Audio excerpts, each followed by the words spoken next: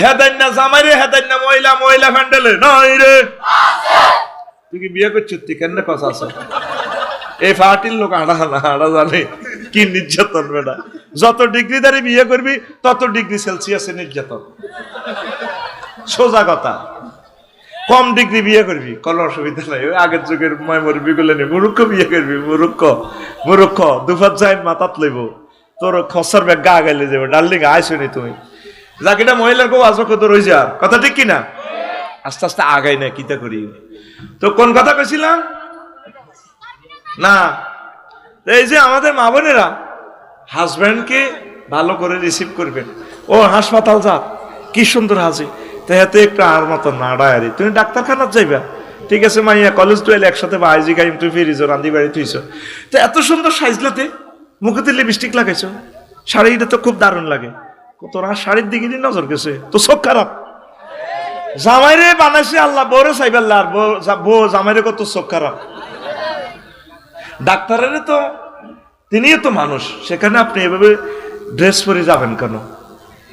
তিনি তো ঠিক থাকতে পারবেন না, আপনি তো নূর, আল্লাহর নূর। মহিলারা ফলার কি দরকার? যেভাবে কি দোষ, যেভাবে সুন্দর হয়েছে হলে শারমিনে কে না চায় দেখে। আঙ্গ ফিঙ্কু যে সুন্দর কলেজ যায়, আঙ্গ নাই দেখ কি করবো হলো আনে রে। এমনি তো টিকটক ভিডিও একটা দেখছি, এতে নোয়া ছড়ি ভিডিও দিকে চা ইমাম সাহেব এত হিরে দিছে, এবার এত সেজদা দিছে, সেজদার নিচে দিয়ে ভিডিও দিকে চায়।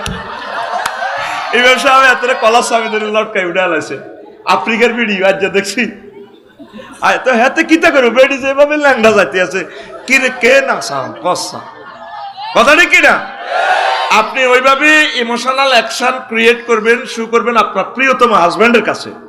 ফরকিয়াগুলো হচ্ছে এই কারণে, প্রিয়তম স্বামীর সাথে সুন্দর করে কথা বলে না। স্বামী যদি এখানে প্রেম পায়, ভালোবাসা পায়, সে অন্যদিকে তাকানোর তো সুযোগ নেই। আল্লাহ আমার সমাজটাকে তোমার রহমত দিয়ে আল্লাহ আম্মাজিদেরকে কথাগুলো বুঝাইয়া দাও। সবচেয়ে সুন্দর করে কথা বলবেন প্রিয়তম স্বামীর সাথে। সবচেয়ে স্বামীটাই অবহেলিত, স্বামীকে ফত্তা দেয় না। নবীজি বলছেন, যদি আমি আল্লাহর পরে কোনো মহিলাকে সেজদা করার জন্য বলতাম, লা আমারতু নিসা আন আইয়াসজুদনা লিআজওয়াজিহিন্না লিআজওয়াজিহিন্না, আমি মহিলাদেরকে বলতাম তাদের প্রিয়তম স্বামীকে যাতে সেজদা করে, স্বামীকে সম্মান করিয়েন। আম্মা ওলামায়ে কেরামকে ভালোবাসিয়েন, একামতে দিনের রতন্দ্র প্রহরীদের সাথে বিয়ে বসিয়েন, ওলামায়ে সাহেব বিয়ে বইয়েন। মা বাপে তো চায় আলেম সাহেব বিয়ে দিত, মাইয়া তো রাজি হইত না।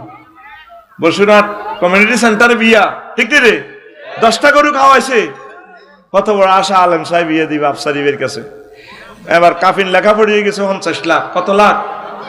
মা এবার ঠেলতেছে, হাসটা বাজে মাইয়ারে গজি কাবিন লিয়ে গেছে, কবুল কই এলা জান লাগবে তো, গাড়ি তো খাওয়াইছে 50 কা। মাইয়া কয় আরে আল্লাহ হাগল বানাইছে, কবুল করতাম। মা এটি কিতা কস, ইজ্জত তো নষ্ট হইব। কমিউনিটি সেন্টার বানাইছে 22 লাখ টিয়া, তুই কিতা কস এটি, তুই তো আরে মারিয়ে লেতি কস। আল্লাহ আরে হাগল বানাইছি, তুই কবুল ক।